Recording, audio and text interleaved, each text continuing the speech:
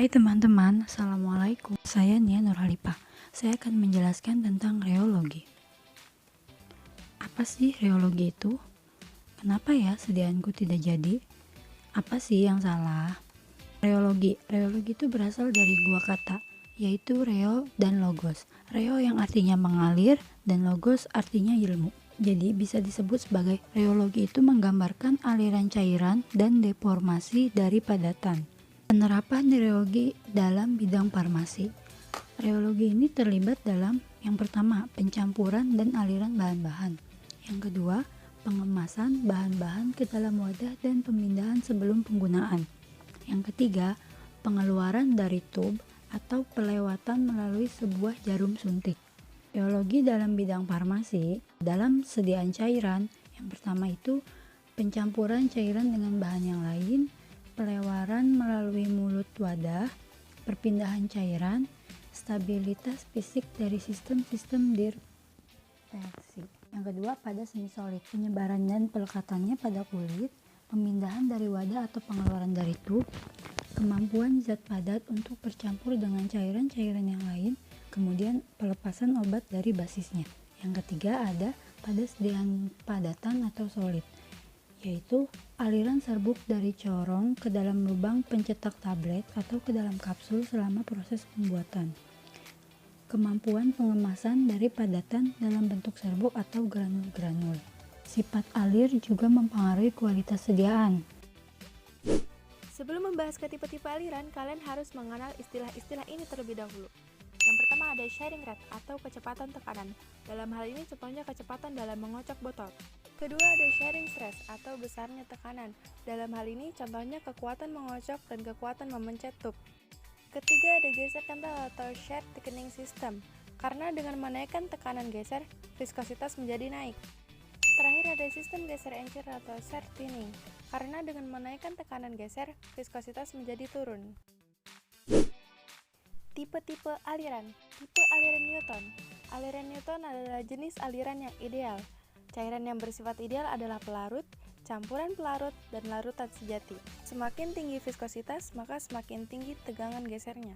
Tipe aliran ini tidak membutuhkan energi untuk bisa mengalir, karena akan mengalir dengan sendirinya mengikuti gaya gravitasi sehingga viskositas atau kekentalannya tidak berubah. Contohnya adalah air. Reologi berhubungan dengan viskositas. Viskositas itu apa sih?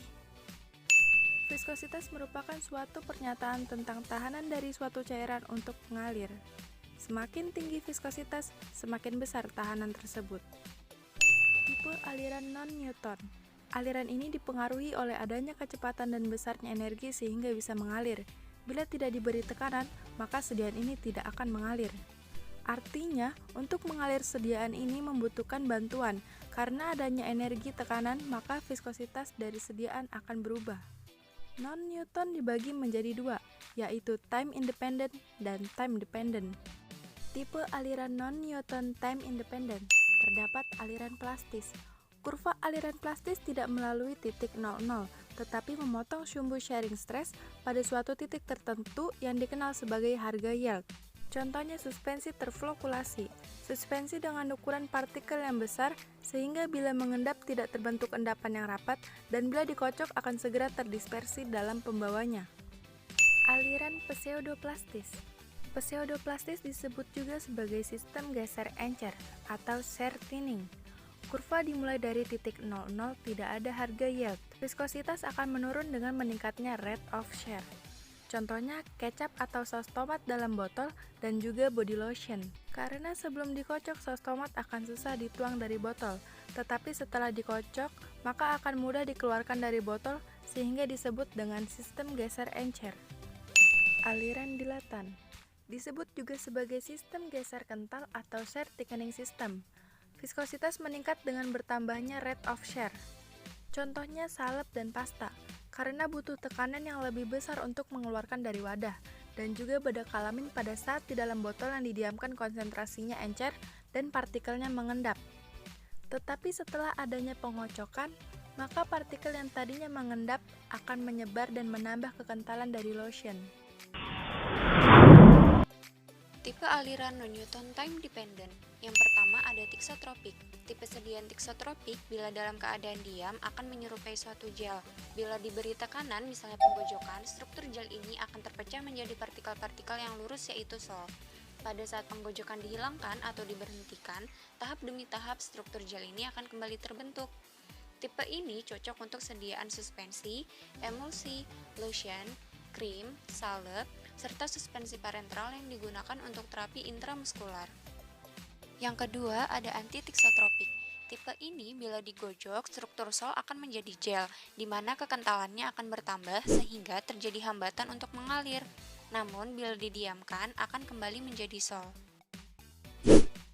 Reologi sediaan padat. Terkadang aliran yang jelek bisa diakibatkan karena adanya kelembapan di mana pengeringan partikel-partikel akan mengurangi lekatnya partikel-partikel tersebut.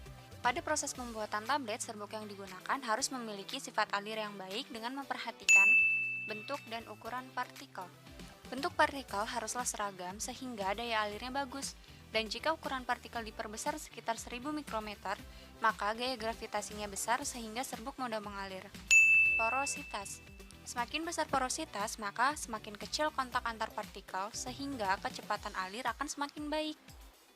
Kerapatan jenis. Jika kerapatan jenisnya besar, maka masanya semakin besar dan alirannya semakin baik. Kelembapan. Pada kondisi kandungan lembab yang rendah, maka ikatan partikel akan lebih lemah. Apabila gaya tarik antar partikel serbuk semakin lemah, maka serbuk akan mudah mengalir.